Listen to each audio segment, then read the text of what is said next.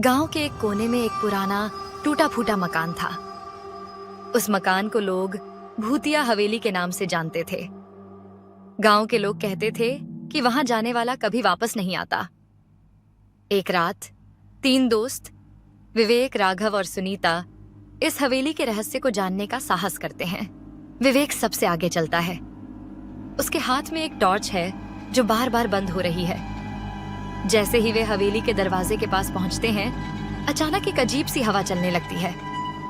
राघव कहता है, शायद हमें वापस चले जाना चाहिए, यहाँ कुछ ठीक नहीं लग रहा। लेकिन सुनीता, जो बहुत बहादुर है, कहती है, नहीं, हम यहाँ तक आए हैं तो अंदर भी चलकर देखेंगे। वे तीनों अंदर कदम रखते हैं। हवेली के अंदर फूल और जालों का जाल बिछा हुआ है। चारों तरफ अंधेरा है। सुनीता अचानक कहती है, सुनो, ये आवाज सुनाई दे रही है। एक धीमी सी फुसफुसाहट, जैसे कोई मंत्र पढ़ रहा हो। तीनों ठिठक जाते हैं। विवेक टॉर्च की रोशनी को उस दिशा में घुमाता है जहां से आवाज आ रही है। वहां एक दरवाजा है जो आधा खुला हुआ है। आवाज उस दरवाजे के पीछे से आ रही है। विवेक धीरे धीरे दरवाजे के पास जाता है और उसे थोड़ा और खोलता है। अंदर एक बूढ़ा आदमी बैठा है जिसके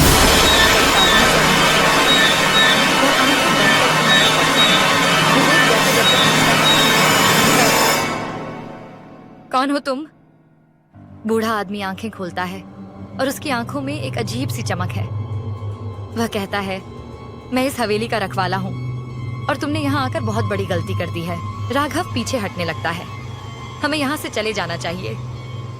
लेकिन बूढ़ा आदमी हंसता है, अब तुम नहीं जा सकते। जो यहाँ आता है वह अपना अतीत, वर्तमान और भविष्य यहीं छोड़ जाता है। सुनीता कहती है, हम केवल यहाँ की सच्चाई जानने आए थे। हम किसी को कोई नुकसान नहीं पहुंचाना चाहते। बूढ़ा आदमी एक पल के लिए सोचता है, फिर कहता है, तुम्हें सच्चाई जाननी है तो ठीक है, पर क्या तुम सच्चाई सहन कर पाओगे? विवेक कहता है, हम तैयार हैं, हमें बताओ। बूढ़ा आदमी अपने हाथ में एक पुरानी धूल भरी किताब उठाता है। इस किताब में इस हवेली का रहस्य छिपा है। अगर तुम इसे पढ़ोगे तो तुम्हें सारी सच्चाई का पता चल जाएगा। लेकिन याद रखना, इस सच्चाई की कीमत चुकानी पड़ती है।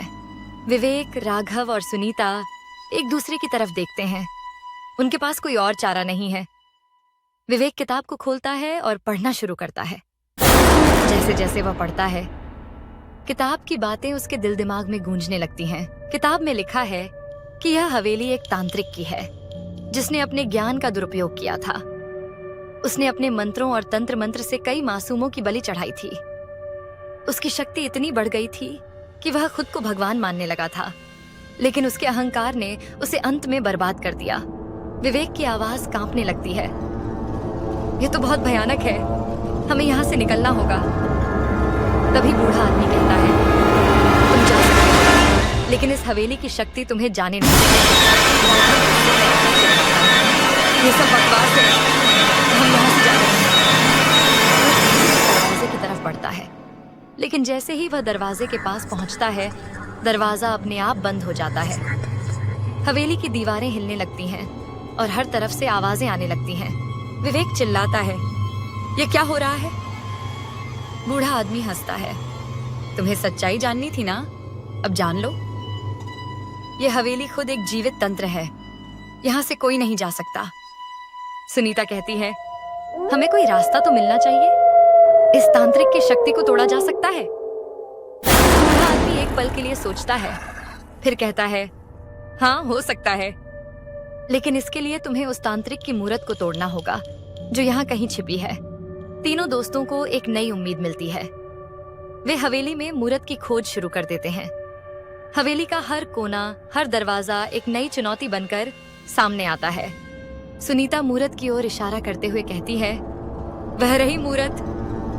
जैसे ही वे मूरत को छूते हैं, एक तेज रोशनी फैल जाती है।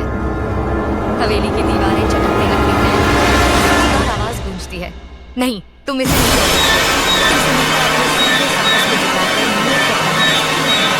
मूरत टूट जाती है, हवेली की हिलना बंद हो जाती है। बूढ़ा आदमी गायब हो जाता है और हवेली का सारा जादू टूट जाता है। तीनों दोस्त बाहर आते हैं, सूरज की रोशनी में वापस आते हैं। वे अब सुरक्षित हैं, लेकिन इस अनुभव ने उन्हें बदल दिया है। वे जानते हैं कि उन्होंने एक बड़ा खतरा मोल लिया था। वे एक दूसरे को देखते हैं और तय करते हैं कि वे अब और किसी रहस्य की खोज में नहीं जाएंगे।